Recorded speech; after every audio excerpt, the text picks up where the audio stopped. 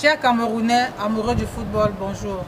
Le Cameroun croisera le fer contre la Serbie en marge de la deuxième journée de cette Coupe du Monde au Qatar, le lundi 28 novembre 2022 au Al Janoub Stadium. Il sera alors 11 h à Salapumbe, à Figuil et en Tonga. Les Lions indomptables du Cameroun de Rigobert Song n'ont pas droit à l'erreur, car une défaite serait synonyme d'élimination lors de cette prestigieuse compétition, cette grande fête du football. Les Camerounais ont eu mal, oui, très mal, lorsque nous avons perdu face à la Suisse, car nous y avons cru. Comment expliquer cette différence de prestations entre la première et la deuxième mi-temps? L'on est en droit de se demander quel est le discours qui a été tenu dans les vestiaires à ces Lions indomptables.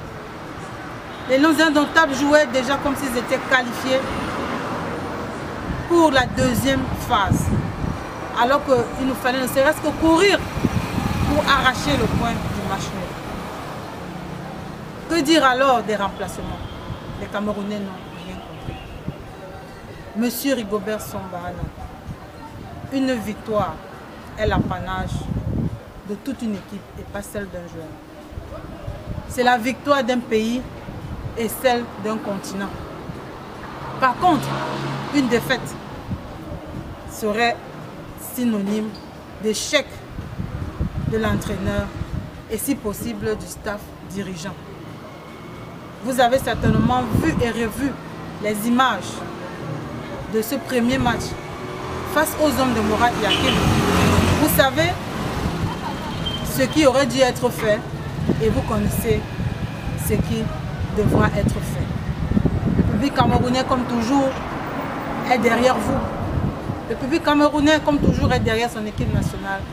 Et nous serons toujours là pour vous transmettre cette énergie positive afin de nous ramener la victoire. Car nous savons que nous sommes au Qatar. Nous savons que nous sommes en danger à Al-Wakra.